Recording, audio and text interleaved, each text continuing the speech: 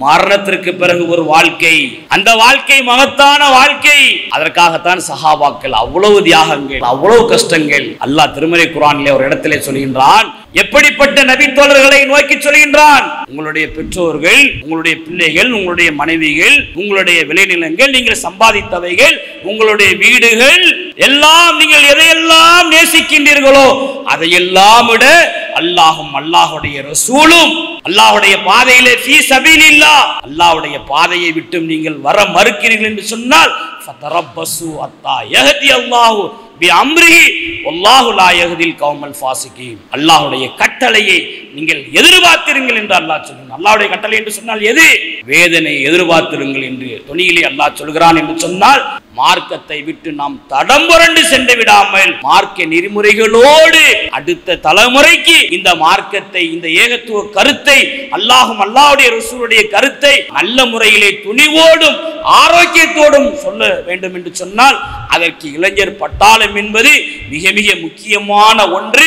அளவற்ற அருளாளனும் நிகரில்லா பேரன்புடையனும் ஆகிய எல்லாம் அல்ல அல்லாஹு ஜல்ல ஷானுஹு வ தஆலாவின் திருநாமம் போற்றிக் கொண்டவனாக ராமநாதபுரம் வடக்கு மாவட்டத்தினுடைய செயற்குழு, இதனுடைய நோக்கம் எதற்கு என்று சொன்னால், முஸ்லீம் இளைஞர்கள்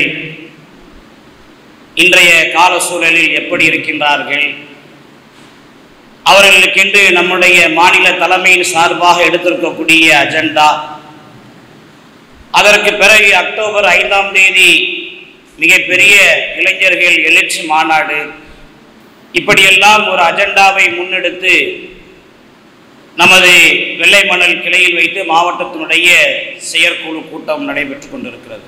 அல்லாஹுடைய பேரருளால் இந்த நிர்வாகம் என்பது எதற்கு என்று சொன்னால், ஒரு கூட்டாக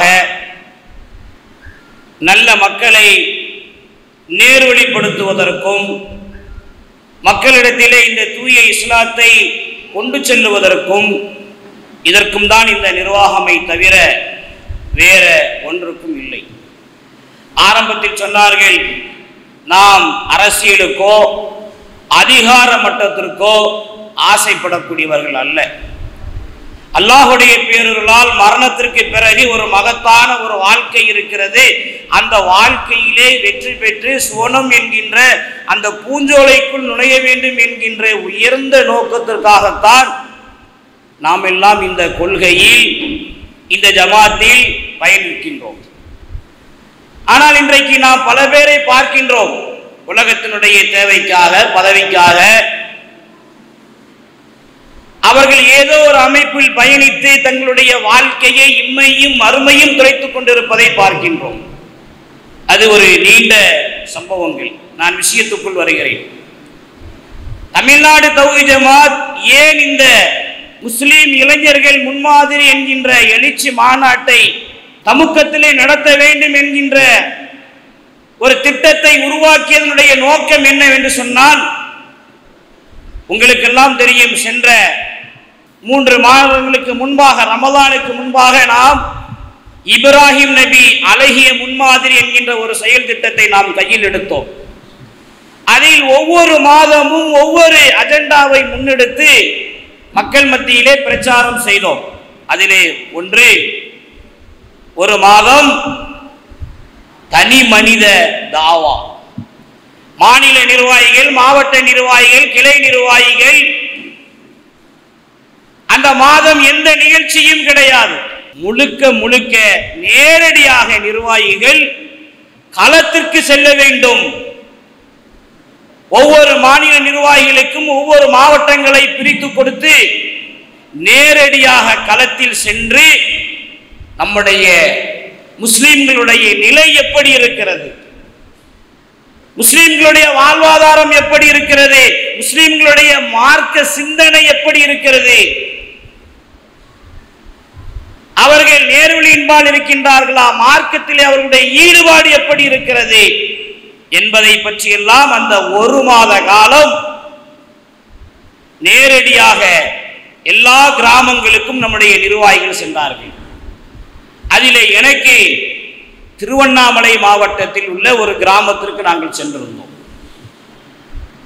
அங்கே 3 பள்ளிவாசல்கள் இருக்கின்றன. அந்த கிராமத்தில் முழுக்க முழுக்க முஸ்லிம் கிராமம்.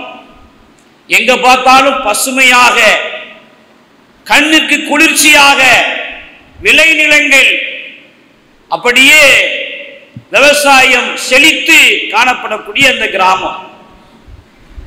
பொதுவாக முஸ்லிம் பெண்கள் விவசாயம் செய்வதை பார்ப்பது என்பது அரிதிலும் அரிது.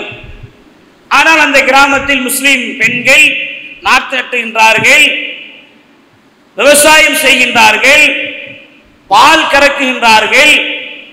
இப்படி அந்த கிராமத்தில் முஸ்லிம்கள், முஸ்லிம் இளைஞர்கள் எல்லோரும் நல்ல விவசாயம் செய்கின்றார்கள்.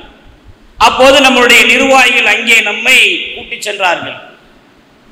ஒரு ஆலமரம், எப்படி இருந்தாலும் அந்த மரம் என்பது ஒரு 100 வருடம் இருக்கும். நல்ல சரியான கொழுத்த ஆலமரம், நிழல் கொடை போல் இருக்கிறது. அதில் நம்முடைய இளைஞர்கள் ஒரு 30 பேர் 35 பேர் இருக்கும்.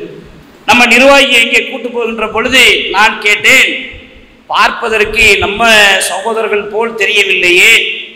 இல்லை இல்லை, நம்ம சகோதரர்கள் தான். ஏன் என்று சொன்னால் அவர்களை பார்க்கின்ற போது உடையில் மாற்றம், சுத்தமாக நம்முடைய மாகூல் நமக்கு தெரியும் அல்லவா, முஸ்லிம்களுடைய உடை எப்படி இருக்கும், பாவனை எப்படி இருக்கும், இதுவெல்லாம் நமக்கு தெரியும். ஆனால் அந்த இளைஞர்களை நாங்கள் பார்க்கின்ற போது ஆஃப் டவுசர் அணிந்திருக்கின்றார்கள், முடியெல்லாம் ஒரு வித்தியாசமாக இருக்கிறது. சரி, அவர்கள் எல்லோரையும் அழைத்தோம். கிட்டத்தட்ட அந்த கிராமத்தில் ஒரு 5-6 அமர்வு காலையிலிருந்து ஒவ்வொரு ஏரியாவாக சென்று பார்த்தோம். அப்படி அவர்களை அந்த ஆலமரத்துக்கு மத்தியிலே அவர்களை ஒன்றாக அணைத்து, நீங்கள் எந்த மார்க்கத்தை நீங்கள் பின்பற்றுகிறீர்கள் என்று கேட்கின்ற போது அப்படியே பேந்த பேந்த முழிக்கின்றார்கள். அது கூட அவர்களுக்கு சொல்ல தெரியவில்லை. ஒரு மிகப்பெரிய சுன்னத் வல் ஜமாத் பள்ளிவாசல் இருக்கிறது, அங்கே ஒரு இமாம் மாத்திரம் இருக்கின்றார். வக்துடைய நேரம் வருகின்ற போது பாங்கு சொல்லுகின்றார், தொழுகைக்கும் யாரும் போவதில்லையாம், ஜும்மாவுக்கும் யாரும் போவதில்லை. அப்ப நாம் அவர்களிடத்தில் கேட்கின்றோம், நீங்கள் எந்த மார்க்கத்தில் இருக்கின்றீர்கள்? அப்படியே தலையை தொங்க போட்டு அப்படியே கீழே நிற்கின்றார்கள். பிறகு அல்லாஹ்வுடைய தூதரை பற்றி உங்களுக்கு தெரியுமா என்று கேட்கின்றோம். அப்படியே அவர்களுக்கு எந்த பதிலும் இல்லை. சின்ன வயதுடையவர்கள் அல்ல, எல்லோரும் 18 வயதிற்கு மேலே உள்ளவர்கள். எல்லோரும் செல்போனையும் சிகரெட்டையும் அடித்துக் கொண்டு அப்படியே அவர்களுடைய காலத்தை போக்கிக் கொண்டிருக்கின்றார்கள். அப்போது அவர்களிடத்திலே அல்லாஹ்வுடைய ரசூல் என்றால் யார், நம்முடைய சமூகம் என்றால் என்ன, நம்முடைய மார்க்கம் என்றால் என்ன, நம்முடைய திருமறை குர்ஆன் என்றால் என்ன, நம்மை கொள்கை கோட்பாடு என்றால் என்ன, இதையெல்லாம் விளக்கி சொல்லி, நீங்கள் 5 நேரம் தொழுவது உண்டா என்று நாம் அவர்களிடத்திலே கேட்கின்றோம். திருமறை குர்ஆனிலே அல்லாஹ் சொல்கின்ற போது, தொழுகையை பற்றி சொல்கின்ற போது, இன்ன ஸலாத்த கானத் அலல் முஃமினீன கிதாபம் மவ்கூதா, தொழுகை மூமின்களுக்கு நேரம் குறிக்கப்பட்டது. நீங்கள் அப்துல்லா என்ற பெயர் வைத்திருக்கின்றீர்கள், அப்துல் ரஹ்மான் என்ற பெயர் வைத்திருக்கின்றீர்கள், முஸ்லிம்களுடைய பெயரை வைத்திருக்கின்றீர்கள், தொழுவது உண்டா என்று கேட்கின்ற போது, நாங்கள் வெள்ளிக்கிழமைக்கே பள்ளிக்கு போக மாட்டோம், வெள்ளிக்கிழமைக்கே பள்ளிக்கு போக மாட்டோம் என்று சொன்ன உடனேயே அவர்களிடத்தில் சொன்னோம், தோழர்களே, சகோதரர்களே, இந்த உலக வாழ்க்கை என்பது ஒரு நீண்ட நெடிய வாழ்க்கை அல்ல. குல்லு நப்ஸின் முதாயிக்கத்துல் மௌத், எல்லா ஆத்மாவும் மரணத்தை சந்தித்தே தீரும். நீங்களும் இறக்கப் போகின்றீர்கள், நானும் இறக்கப் போகின்றேன்.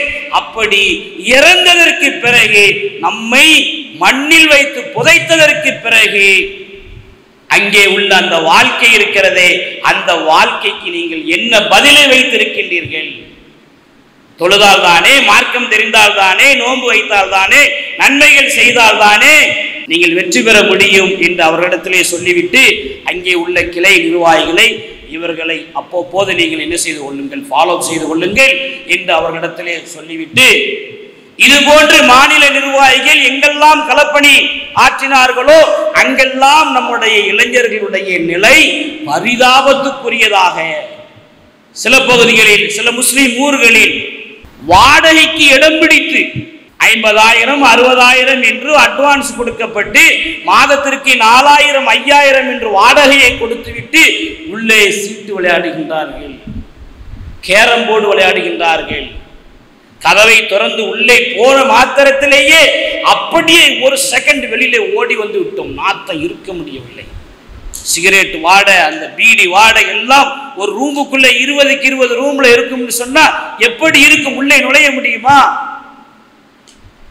பாங்கு சொல்லப்படுகிறது, தொழுகை நடக்கிறது. இப்படியாக ஒவ்வொரு மாவட்டத்திலும் நம்முடைய மாநில நிர்வாகிகள் முஸ்லிம் இளைஞர்களுடைய நிலை பரிதாபத்துக்குரியதாக இருக்கிறது. இன்னும் சில ஊர்களில் நமக்கெல்லாம் எல்லாத்துக்குமே தெரியும், யாருக்குமே தெரியாத விஷயம் அல்ல, திரும்ப திரும்ப சொல்லப்பட்ட விஷயம்தான். போதை மாத்திரை போடுறது, போயிலையை உட்கொள்றது, சாராயம் அடிப்பது, வண்டிகளில் சுத்துவது, இப்படி பல்வேறு வகைகளில் இந்த இளைஞர்கள் தரிகட்டு நெறிகட்டு சென்று கொண்டிருக்கின்றார்கள். ஒரு நேரத்தில் அப்படி இல்லை. ஒரு நேரத்தில் இந்த ஏகத்துவம் தமிழகத்திலே 1984 85களில் சொல்லுகின்ற போது முஸ்லீம் இளைஞர்கள் இது போன்ற இந்த குடிப்பழக்கத்திற்கு மது பழக்கத்திற்கு ஆளாக்கவில்லை. அவர்கள் எதில் இருந்தார் என்று சொன்னால் சினிமா கூத்தாடிகளுக்கு பின்னால் சென்றார்கள். அன்றைய நடிகர்கள் யார் பிரபலமானவர்களாக இருந்தார்களோ, முதலமைச்சராக இருந்த நடிகர்கள் அவர்கள் பின்னால் சென்றார்கள். அரசியல் தலைவர்களுக்கு பின்னால் சென்றார்கள். கூடுதலாக தர்காவுக்கு பின்னால் சென்றார்கள். அன்றைய காலகட்டத்தில் நம்முடைய இளைஞர்களாக இருக்கட்டும், முஸ்லீம்களாக இருக்கட்டும், அவருடைய நிலை எப்படி இருந்தது என்று சொன்னால், இந்த ஏகத்துவம் தமிழகத்திலே வருவதற்கு முன்பாக அவர்களுடைய நிலை நடிகர்களுக்கு பின்னால் செல்லுவது, அதுபோன்று தர்காக்கு செல்லுவது, அதுபோன்று சந்தனக்கூடு, கொடி, இது போன்றவற்றில் பயணித்துக் கொண்டிருந்தவர்கள் இன்றைக்கு மார்க்கத்தை சொல்லி அல்லாஹ்வுடைய பேரருளால் ஒரு 70% வெற்றி கண்டதற்கு பிறகு இன்றைக்கு இளைஞர்கள் சுத்தமாக மார்க்கத்தின் பக்கம் நெருங்காமல் அவருடைய பள்ளி அலுவலகத்திலேயே, பள்ளி கல்லூரிகளிலேயே அவருடைய மாற்றங்கள், அவருடைய நடைகள் மாறிவிடுகிறது, அவருடைய பழக்க வழக்கங்கள் மாறிவிடுகிறது. அதனால்தான் இப்படி எல்லா மாவட்டங்களில் இருந்தும் மாவட்ட களப்பணிக்கு சென்ற மாநில நிர்வாகிகள் அவர்களிடத்தில் உள்ள இந்த செய்திகளை உள்வாங்கி இளைஞர்களை நாம் நெறிப்படுத்தியாக வேண்டும்.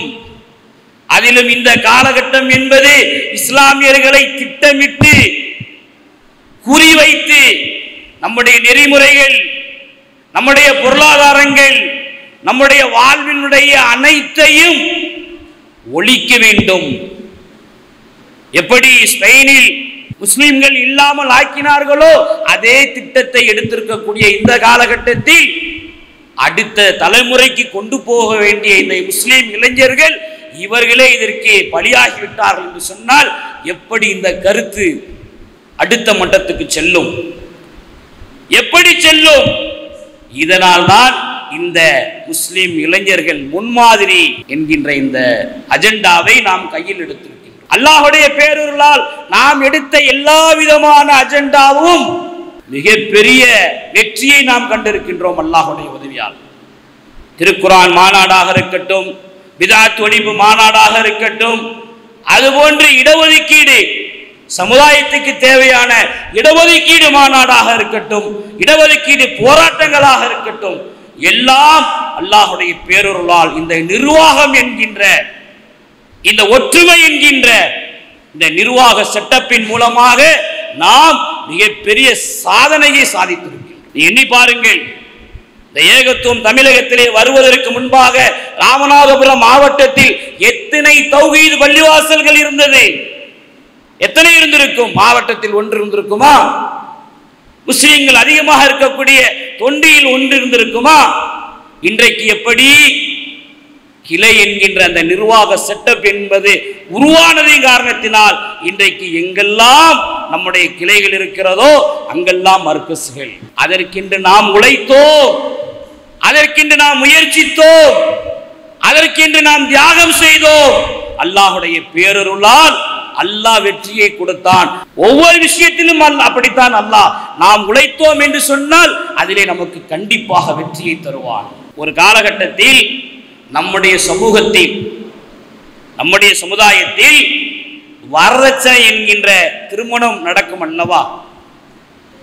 வரதட்சணை பெண் வீட்டில் வாங்கப்பட்டு, நிர்பந்திக்கப்பட்டு வாங்கப்பட்டு அந்த திருமணம் வழி வழியாக காலங்காலமாக நடந்து கொண்டே இருந்தது. அல்லாஹ்வுடைய பேரருளால் அது எப்படி அந்த கருத்து உடைக்கப்பட்டது? திருமறை குர்ஆனிலும் வாத்துன் நிசா ஸதகாத்தின் நஹலா, பெண்களுக்குண்டான மகரை நீங்கள் கொடுக்க வேண்டும் என்கின்ற வேத வரி இருக்கின்ற பொழுது, அந்த வேத வரி இருந்தும் கூட முஸ்லிம்களுடைய ஊர்களிலே உள்ள பழக்கம் எதுவாக இருந்தது? அது இருக்கட்டும், எங்களுக்கு நீங்கள் கொடுங்கள், இத்தனை பவுன் நகையை போடுங்கள், இவ்வளவு ரொக்கம் தாருங்கள். அதிலும் எங்கள் ஊர்களில் எப்படி என்று சொன்னால், எங்களுடைய பகுதிகளிலே எப்படி என்று சொன்னால், ஒவ்வொரு மாப்பிளைக்கும் தரம் பிரித்து என்ன செய்வார்கள்? காசு வாங்குவார்கள்.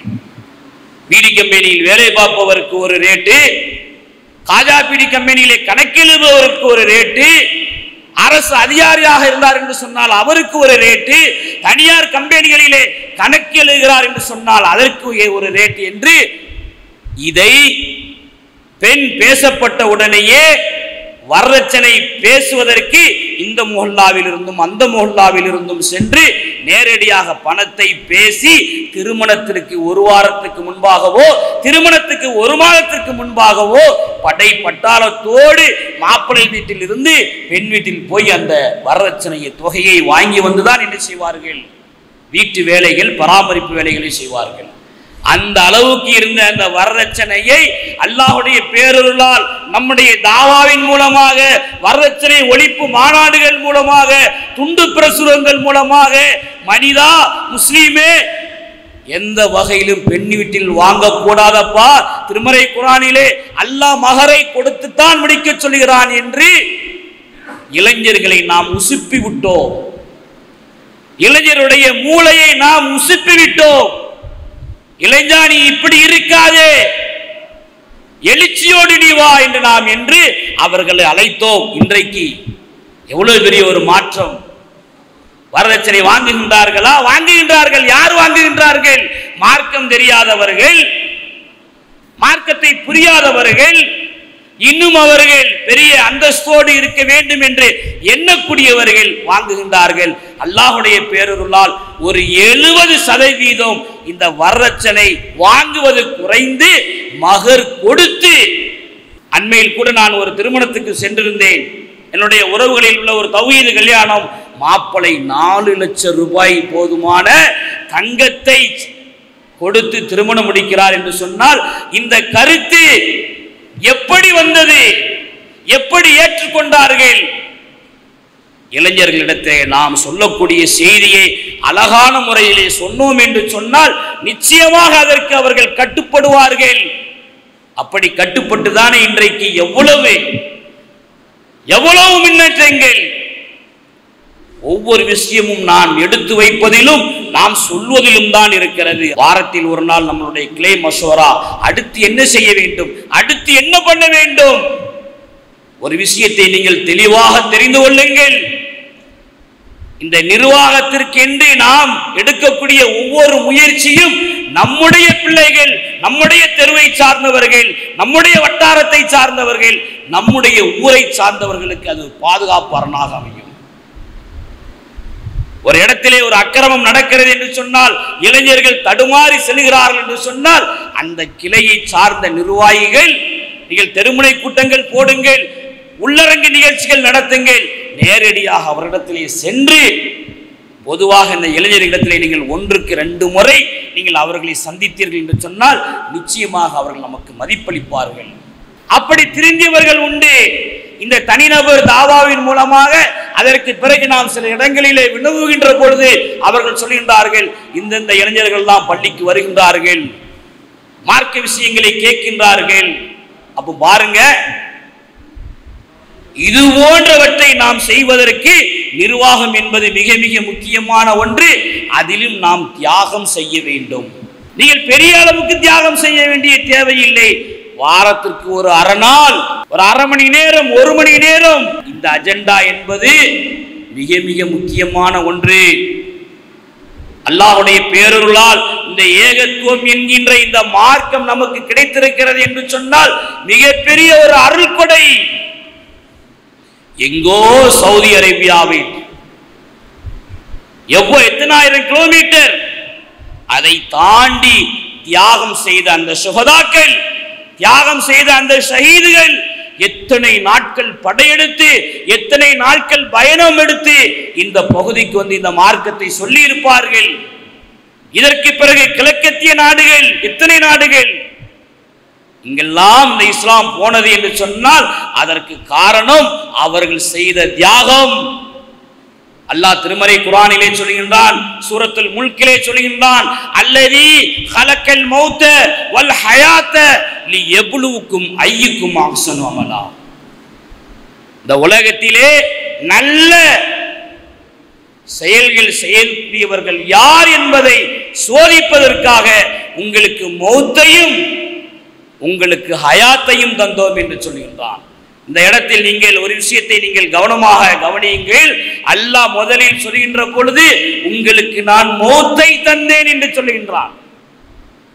நல்ல செயல்கள் செய்பவர்கள் யார் என்பதை சோதிப்பதற்காக உங்களுக்கு நாம் மௌத்தை தந்தோம். அப்படி என்றால் நம்மை படைத்து பரிபாலித்து இந்த உலகத்தில் அல்லாஹ் தள்ளிவிடுகின்ற பொழுது, மனிதா நீ எப்படி மௌத்தாயிடுவ, நீ எப்படி மரணித்து போய்விடுவ என்று அல்லாஹ் நம்மை அச்சமூட்டி எச்சரிப்பதற்காகத்தான் உனக்கு மௌத்தையும் பிறகு இந்த உலகத்திலே ஹயாத்தையும் தந்தோம் என்று சொல்கின்றான்.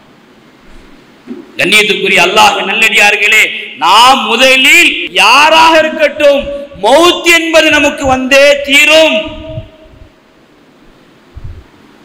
அந்த மௌத் வருவதற்கு முன்பாக நாம் இது போன்ற இந்த தாவா பணி, இது சாதாரண பணி அல்ல. இந்த நிர்வாகம், இந்த செட்டப் எல்லாம் அரசியலுக்காக அல்ல, மறுமைக்காக நபிமார்கள் செய்த பணியை நாம் செய்கின்றோம். நம்மை தவிர வேறு யாராவது இந்த தாவாவை முன்னெடுக்கின்றார்களா? நாம் மட்டும்தான் இந்த சமூகம் நேரான பாதைக்கு வர வேண்டும். இந்த இளைஞர்கள் திருவனந்தபுரத்தில் ஒரு மாதத்துக்கு 2 மாதத்துக்கு முன்பாக என்று நினைக்கின்றேன், ஒரு இளைஞன், முஸ்லிம் இளைஞன் போதைக்கு உட்பட்டு, போதைக்கு அடிமையாகி நேரடியாக வீட்டுக்கு செல்லுகின்றான். வீட்டுக்கு சென்று அவனுடைய பாட்டி, 90 வயது பாட்டி, அவனுடைய உம்மா, அவனுடைய சகோதரி கொலை செய்து விடுகின்றான். முஸ்லிம் குடும்பம். இது மாதிரி ஒவ்வொன்றும் நடக்கிறது. தினம்தோறும் என்னை அடித்து வேதனைப்படுத்துகின்றான். எனக்கு இருப்பது ஒரே ஒரு மகன், இவனை பெறுவதற்காக ரொம்ப சிரமப்பட்டு கஷ்டப்பட்டு அல்லாஹ்விடத்தில் இப்படி ஒரு குழந்தையை கேட்டு இப்போது பார்த்தோம் என்று சொன்னால் என்னை எப்போதும் அடிக்கின்றான். என்னால் ஒன்றும் செய்ய முடியவில்லை. இவனை ஜமாத்துடைய பலத்தை பயன்படுத்தி காவல்துறையிலே கம்ப்ளைண்ட் செய்து இவனை வெளியில் வர விட முடியாத அளவிற்கு உள்ளே தள்ளுங்கள் என்று நம்மிடத்திலே வேதனையோடு அந்த தகப்பன் சொல்லுகிறான் என்று சொன்னால் காரணம் என்ன? நம்முடைய இளைஞர்கள் தரிகட்டு போய் கொண்டிருக்கின்றார்கள். முஸ்லிம் ஊர்களுக்குள்ள அதிகமான போதை, எவனும் கண்டுகிற மாட்டான். எந்த அதிகாரிகளிடம் சொன்னாலும் சரி கண்டுகொள்ள மாட்டார்கள். அதிலும் குறிப்பாக இந்த கிழக்கு கடற்கரை சாலை என்று சொல்லப்படக்கூடிய கன்னியாகுமரியில் இருந்து காரைக்கால் வரையிலும் உள்ள அந்த பகுதியில் போதை தாண்டவமாடுகிறது. அப்ப இளைஞர்கள் ஒட்டு மொத்தத்திலேயும் இப்படி சீர்கெட்டு கொண்டிருக்கின்றார்கள்.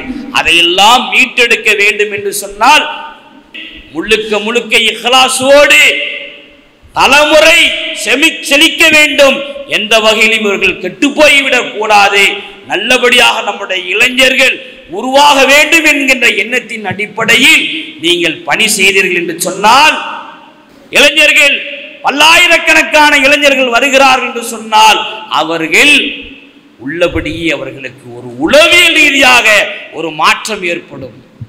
இவ்வளவு பெரிய இளைஞர்கள் பட்டாளமா, இவ்வளவு பெரிய இளைஞர்களா? அங்கே நம்முடைய அந்த உபதேசங்களாக இருக்கட்டும், தொழுகையாக இருக்கட்டும், அதன் மூலமாக நம்மோடு அவர்கள் அணி சேர்ந்து கொள்வார்கள். அப்படி அணி சேர்ந்து கொள்கின்ற போது அவர்களிடத்தில் இருந்த தவறுகள் கொஞ்சம் கொஞ்சமாக விலக நேரிடும். எல்லாவற்றிற்கும் மேலாக மிக மிக முக்கியமான ஒன்று, இந்த ஜமாத்துக்கு இளைஞர்கள் தேவை. மரணம் என்பது எப்படியும் வரும், அதுபோன்று இந்த வாலிபம் என்பது, இந்த பருவம் என்பது மாறிக்கொண்டே இருக்கும். இளமை பருவம், முதியோர் பருவம், இன்னொரு 5 வருஷத்துக்கு பிறகு நம்மளால எப்படி என்ன செய்ய முடியாது, ஓட முடியாது. எல்லோருடைய நிலையும் அப்படித்தான். அப்படி என்றால் இந்த இளைஞர்களை நாம் இந்த ஜமாத்திலே அப்படியே சங்கிலியாக பிணைத்து வைத்திருந்தோம் என்று சொன்னால் அவர்கள் அடுத்தடுத்து நிர்வாக மட்டத்துக்கு வருவார்கள். அன்புக்குரிய சகோதரர்களே, உங்கள் பகுதியில் இருக்கக்கூடிய நம்முடைய சின்ன சிறார்களை இப்போதே நீங்கள் இந்த ஜமாத்தினுடைய பணிகளுக்கு அவர்களை பயன்படுத்துங்கள். அதுல நமக்கு இன்னொரு லாபமும் இருக்கிறது. ஜமாத்துடைய பணியில் அவர்கள் பயணிக்கின்ற போது சிறு பிராயத்தில் இருந்து மக்தப் மதரசாவில் இருந்து பள்ளிவாசலுடைய நெருக்கம், பள்ளிவாசலுடைய தொடர்பு, மார்க்க பயானுக்கு அவர்கள் அழைத்து செல்வது, தெருமுனை கூட்டங்களுக்கு அழைத்து செல்வது, இது போன்றவற்றுக்கு நீங்கள் அவர்களை திரும்ப திரும்ப அழைக்கின்ற போது அவர்கள் கல்லூரிக்கு சென்றாலும் சரி, பள்ளிக்கூடத்துக்கு சென்றாலும் சரி, எந்த வகையிலும் அவர்கள் வாழ்க்கையிலே தடம் பொருள மாட்டார்கள். இது அவர்களுக்கு மிகப்பெரிய ஒரு அச்சாணியாக இருக்கும். இந்த படிப்பினை அவர்களுக்கு மிகப்பெரிய ஒரு பாடத்தை தரும். இன்றைக்கு கிளைகளிலும் முழுமையான செட்டப் இல்லை. மரணத்திற்கு பிறகு ஒரு வாழ்க்கை, அந்த வாழ்க்கை மகத்தான வாழ்க்கை. அதற்காகத்தான் சஹாபாக்கள் அவ்வளவு தியாகங்கள், சஹாபாக்கள் அவ்வளவு கஷ்டங்கள். அல்லாஹ் திருமறை குர்ஆனிலே ஒரு இடத்திலே சொல்கின்றான், குல்லின்கான ஆபாவுக்கும், எப்படிப்பட்ட நபி தோழர்களை நோக்கி சொல்கின்றான், குல்லின்கான ஆபாவுக்கும் வா அபுனாவுக்கும் வா இஹ்வானுக்கும் வா அஷீரத்துக்கும் வா அஸ்வாஜிக்கும் வா அம்வாலின் தரஃப்துமுஹா வா திஜாரத்துன் தக்ஷவுன கஸாதஹா. ஒரு நீண்ட ஆயத்து. உங்களுடைய பெற்றோர்கள், உங்களுடைய பிள்ளைகள், உங்களுடைய மனைவிகள், உங்களுடைய விளைநிலங்கள், நீங்கள் சம்பாதித்தவைகள், உங்களுடைய வீடுகள் எல்லாம், நீங்கள் எதையெல்லாம் நேசிக்கின்றீர்களோ அதையெல்லாம் விட அல்லாஹும் அல்லாஹுடைய ரசூலும் அல்லாஹுடைய பாதையிலே ஃபீ சபீலில்லாஹ், அல்லாஹ்வுடைய பாதையை விட்டு நீங்கள் வர மறுக்கிறீர்கள் என்று சொன்னால் ஃபதரப்பசு அத்தா யஹதி அல்லாஹு பி அம்ரிஹி வல்லாஹு லா யஹதில் கௌமல் ஃபாசிகீன். அல்லாஹ்வுடைய கட்டளையை நீங்கள் எதிர்பார்த்திருங்கள் என்று அல்லாஹ் சொல்கிறான். அல்லாஹ்வுடைய கட்டளை என்று சொன்னால் எது? வேதனை எதிர்பார்த்திருங்கள் என்று தொனியிலே அல்லாஹ் சொல்கிறான் என்று சொன்னால் எப்படிப்பட்ட அந்த மக்களை, எப்படிப்பட்ட அந்த தோழர்களை அல்லாஹ்வுடைய தூதருடைய சைகைக்கு முன்னால் அப்படியே சாஸ்தாங்கமாக போய் வாருங்கள் என்று சொன்னால் போய் வரக்கூடிய அந்த மக்களை நோக்கி அல்லாஹ் சொல்லுகிறான் என்று சொன்னால், நாம் இந்த நிர்வாக செட்டப் என்பது நமக்கு அதிகப்படியாக ஏதாவது ஒரு அனுமதி இல்லாத ஜனநாயக வழியில் உள்ள ஆர்ப்பாட்டத்திற்கு நாம் அழைப்போம், தடையை மீறி நடக்கக்கூடிய ஆர்ப்பாட்டத்திற்கு அழைப்போம், தெருமுனை கூட்டத்திற்கு அழைப்போம். மார்க்க பணிகளுக்கு இது தவிர நமக்கு வேறொன்றும் இல்லை. இதைத்தான் நாம் செய்கின்றோம். நாம் யுத்தத்துக்கு அந்த தோழர்கள் போல அல்ல, முழுக்க முழுக்க இந்த ஜனநாயக முறையில் அந்த அடிப்படையில் நமக்கு இருக்கக்கூடிய எழுத்துரிமை, பேச்சுரிமை, அந்த அடிப்படையில் தான் நாம் இந்த தாவா களத்தில் இருக்கின்றோமே தவிர இதை நாம் ஒரு காலமும் விட்டுவிடக் கூடாது. இதை விட்டுவிட்டோம் என்று சொன்னால் அது அப்படியே நீர்த்து போகிவிடும். மறுபடியும் பழைய நிலைக்கு அப்படியே சமூகம் போகிவிடும். கொஞ்சம் இப்போ சமூகத்தில் பொருளாதாரம் செழிக்க ஆரம்பித்து விட்டது, வறுமை இருந்தது. படிப்பின் மூலமாக இன்றைக்கு நல்ல ஓரளவு எங்கு பார்த்தாலும் செழிப்பு ஆரம்பித்து விட்டது. ஆனால் செழிப்பு ஆரம்பித்ததோடு மீண்டும் ஆடம்பரங்கள் இந்த சமூகத்திலே தலைவிரித்து ஆட ஆரம்பித்து விட்டன. மீண்டும் தாண்டோண்டித்தனங்கள் பெருகிவிட்டன. ஆடம்பரத்தை நோக்கி, சொகுசை நோக்கி, வசதியை நோக்கி நாம் சென்று கொண்டிருக்கிறோம். அதற்கெல்லாம் ஒரு லகானாக அல்லாஹுடைய பேரருளால் வசதி வாய்ப்புகள் அல்லாஹ் தருகின்ற போது அதை மார்க்க நெறிமுறையோடு நாம் பின்பற்றிக் கொள்ள வேண்டுமே தவிர எந்த வகையிலும் மார்க்கத்தை விட்டு நாம் தடம் புரண்டு சென்று விடாமல் மார்க்க நெறிமுறைகளோடு அடுத்த தலைமுறைக்கு இந்த மார்க்கத்தை, இந்த ஏகத்துவ கருத்தை, அல்லாஹும் அல்லாஹ்வுடைய ரசூலுடைய கருத்தை நாம் நல்ல முறையிலே துணிவோடும் ஆரோக்கியத்தோடும் சொல்ல வேண்டும் என்று சொன்னால் அதற்கு இளைஞர் பட்டாளம் என்பது மிக மிக முக்கியமான ஒன்று. அந்த இளைஞர்கள் பட்டாளத்தை கொண்டு வருவது நீங்கள் தான். அவர்களை எந்தெந்த பகுதியில் சென்று எப்படி எப்படி அழைத்து நம்பால், நம் கருத்தின்பால் கொண்டு வர வேண்டும் என்பதை இந்த நேரத்திலே தெரிவித்துக் கொண்டு அல்லாஹுடைய பேரருளால் இந்த கருத்தை, இந்த ஏகத்துவத்தை அடுத்த தலைமுறைக்கு கொண்டு செல்வதற்கு அல்லாஹ் வழிவகை செய்ய வேண்டும் என்று கூறி என்னுடைய இந்த உரையை நிறைவு செய்கின்றேன். வாஹிர் தாவானா அல்ஹம்துலில்லாஹி ரப்பில் ஆலமீன். அல்லாஹு அக்பர், அல்லாஹு